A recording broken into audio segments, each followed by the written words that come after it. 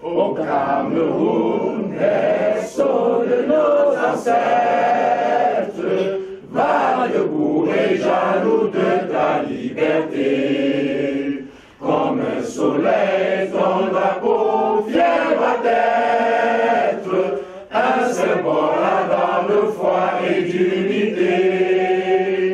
Que tous les enfants du nord au sud, de l'est à l'ouest, à tout amour, le service que ce soit leur seul but, pour remplir leur devoir toujours. Chère patrie, terre chérie, tu es notre seul et vrai bonheur, notre joie, notre vie, à toi l'amour et le grand honneur.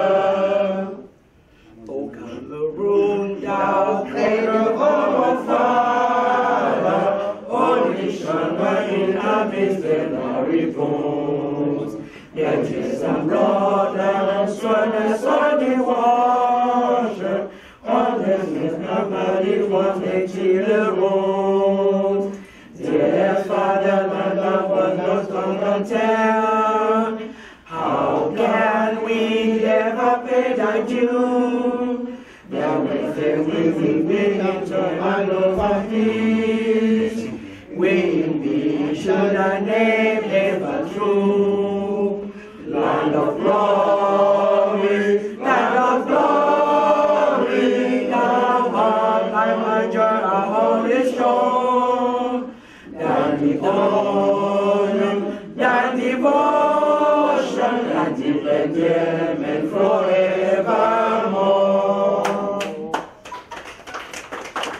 Ladies and gentlemen, my fellow Cameroonians, my fellow fighters for freedom in Cameroon, in 2 days we have been marching because we have a message, a powerful message to send out. Sending this message out first to the government of Cameroon and in the entire world, straight to the Congress of the United States, to the Senate, to Union, through the world. Ladies and gentlemen, please stay silent as we are listening to the declaration of what we have so-called game over. General Adelaide, you have the floor. Thank you. Ladies and gentlemen, here's the resolution we've come to after our 2 days of the events game over. During 2 days of events, on the slogan game over, addressed to the government of Cameroon, the Republic of Cameroon, regarding the civil war in the English-speaking area in particular, and to the political, and the political imprisonment resulting from disputed presidential election of October 7, 2018, the Cameroonian diaspora of North America, Europe, and the whole world gathered on June 22, 2019, at 9 p.m. in a conference evening after demonstrating in front of the U.S. Congress and in front of the White House on this day of June 22nd, and adopted a declaration which can be summarized as follows. Cameroon suffers from the poor governance of a bad state called the Republic of Cameroon, whose constitution centralizes all powers in the hands of President Paul Biya and his supporters, to whom the executive power, the judiciary, and the legislature are subjected, and who abuse it to deprive the country of the necessary investments and public services, to steal and systematically divert almost all tax revenues, keeping Cameroon under the burden of foreign debt, confiscate power for more than 36 years through an electoral law that promotes fraud.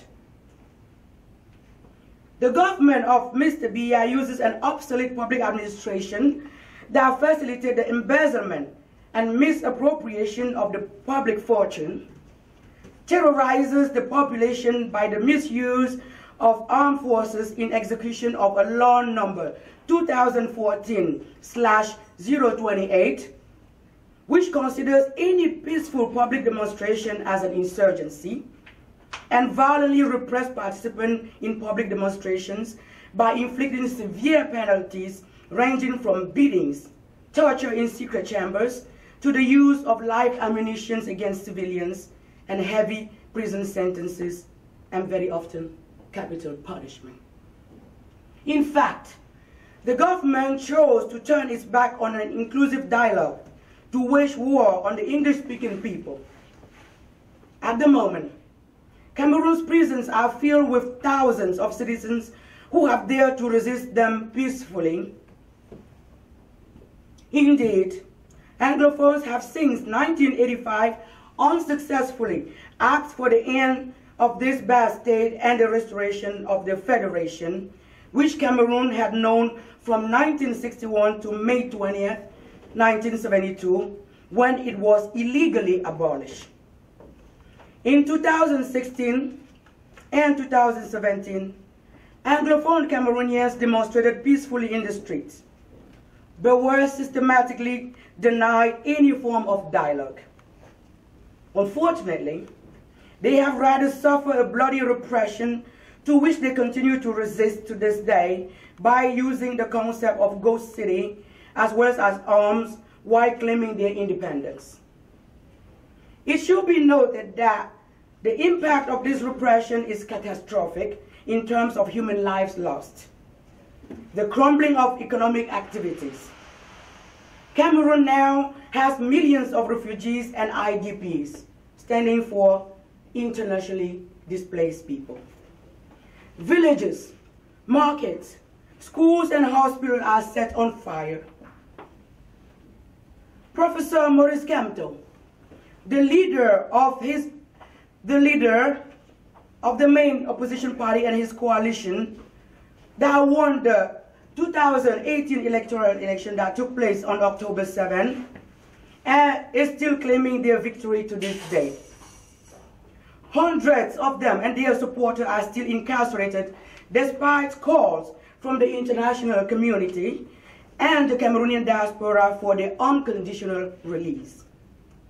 Leaders of the English-speaking community, such as Sissoko Ayub Tabe, with thousands of English-speaking protesters and activists, are still held in jails and tried by military courts as terrorists for defending their rights.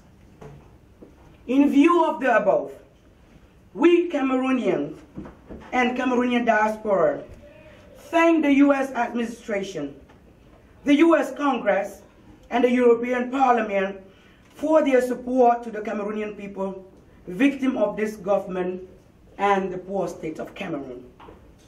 We ask the latter to show its willingness to dialogue in an inclusive way by withdrawing its troops from the war fronts in English territory and by sending them back to their barracks where they were before the peaceful protest of Anglophones at the end of 2016.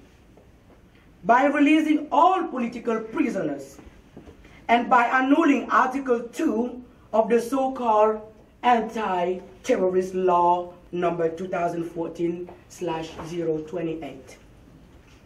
The Cameroon diaspora calls on the United States to send non-governmental organizations and a force of intervention and protection of civilian populations in English-speaking Cameroon.